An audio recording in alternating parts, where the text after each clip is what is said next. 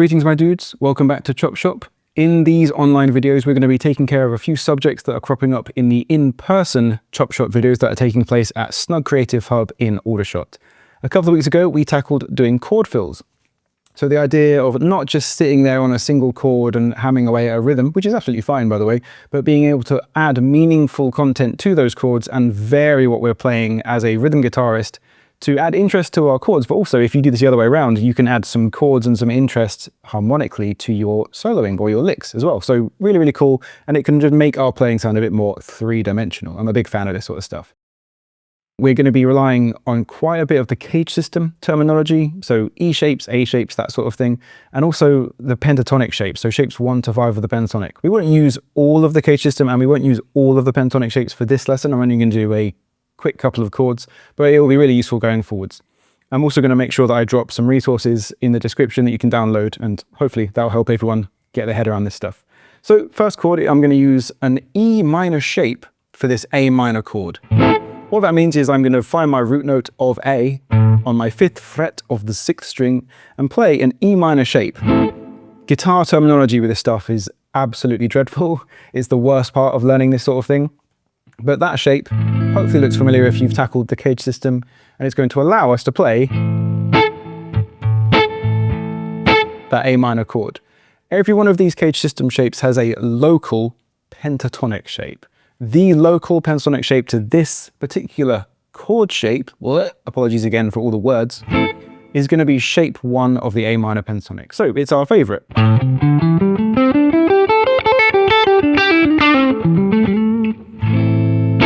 By combining the sound of that chord with the sound of that scale, it should sound pretty good. We're playing the relevant scale over this relevant chord and it's all going to sound great. But what I want everyone to be able to do is play this minor chord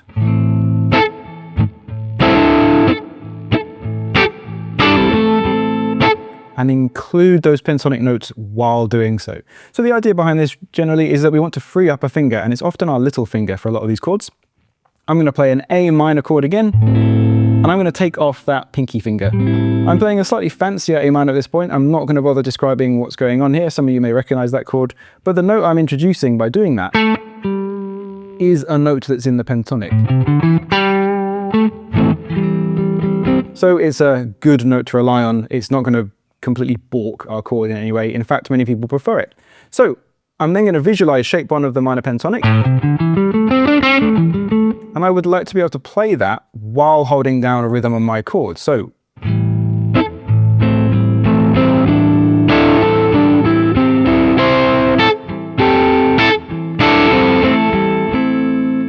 if I know which pentatonic shape is local to that chord shape, I always can rely on a couple of nice fills. So my favorite is to use the 3rd string, for example. Really great stuff, and it just makes our playing sound more three-dimensional.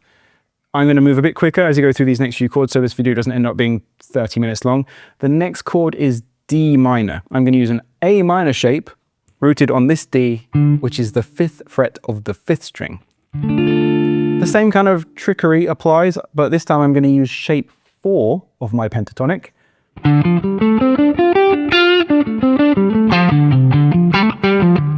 And I want to do that sort of thing, if possible, at the same time as playing my chord. So if I visualize that shape 4,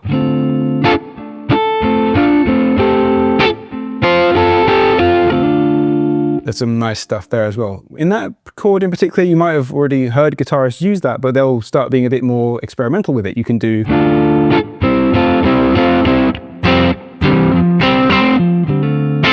that sort of stuff. You know, the sky's the limit really with this sort of thing. But as long as you can rely on some of your pentatonic knowledge and your cage system knowledge, if you do get a bit bamboozled or you start to go, oh, I'm actually not super confident with these strings, you can hopefully kind of use a bit of a get out of jail free card and return to a nice shape. The next chord is the first time we're going to jump to a major chord. So I'm going to use this G major chord with an E shape. That means my root note is this 3rd fret of the 6th string. And this E shape gets me that major quality. If I want to use the local pentatonic to this, it's going to be shape 2 of the pentatonic. So I'm going to root myself on this G.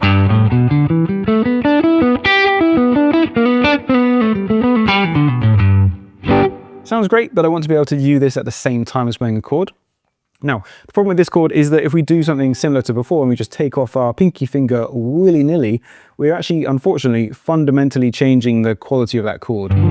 So it's quite risky, unfortunately. So you'll see guitarists generally split into two camps with this. Some folks will do this, where they actually completely omit using their 5th string and they will start playing this root, this G on the 6th string, with their thumb. Kind of creates this split between the two extremes of the chord, the low bass note and the high treble content, and it frees up that pinky finger. So now I can use and visualize that second shape of the pentatonic.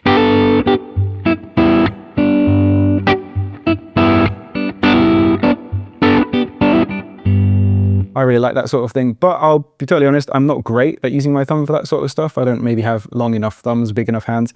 So what you'll see other guitarists, maybe like myself, do in a pinch is just use what I call a fragment of the chord. I've essentially cut the chord in half and I'm only relying on the top 4 strings. I'm essentially ignoring the bottom 2 strings there. I'm still visualizing the shape, that's really important. I need to know where I am, but I'm able to free up my pinky that way. I'm no longer requiring that root note if I don't want to. It's still a G major chord, still fully fledged and delightful, but now I can...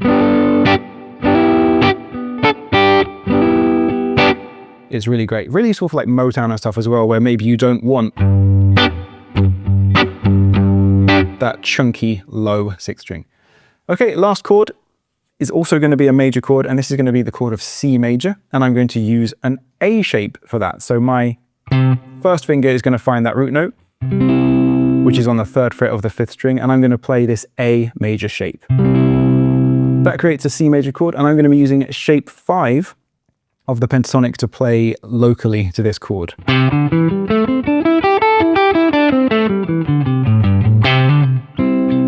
Something that any particularly observant individuals might notice is that I'm tending to try and start and stop my scale stuff there on a root note. So my C root note that I know from my chord is there.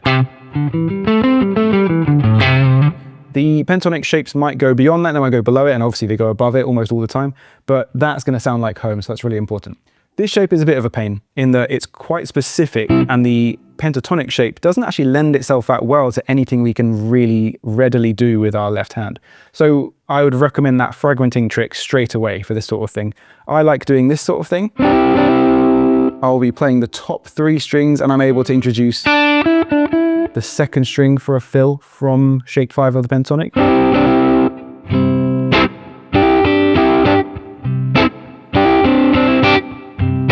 That sort of thing is very, very useful indeed. However, if you're just really not a fan of that, maybe you don't like the shape, maybe you don't like the sound, that's really important. It is important to be super happy with how you sound with this stuff. There's no real rule suggesting you can't recycle shapes and avoid one that you don't like. So if I go back to this G chord, for which I played an E shape, I could just move that shape up to a C and now use the same tricks we learned previously for this E shape. The shape local to that, as you might remember, is shape 2. So now I'm just relying on that same information again. If I glue all this together with our chords of A minor, D minor, G, and C, I'll get something like this.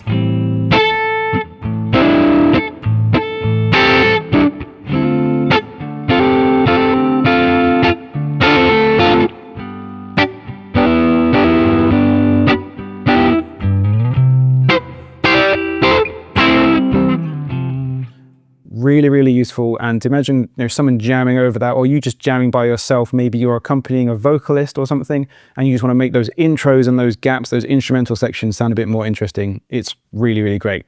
As you can see, there's kind of a nice logic through this. And like I said, I'll be dropping some information in the description for you guys to grab and rehearse this sort of stuff. If anyone has any questions about anything like this, please let me know. I'd love to know if this has been helpful or if you've absolutely hated it. If you have hated it, please feel free to click the dislike button twice. If you've liked it, then obviously please feel free to let me know and click the like button. Hope you guys get on okay. Have fun.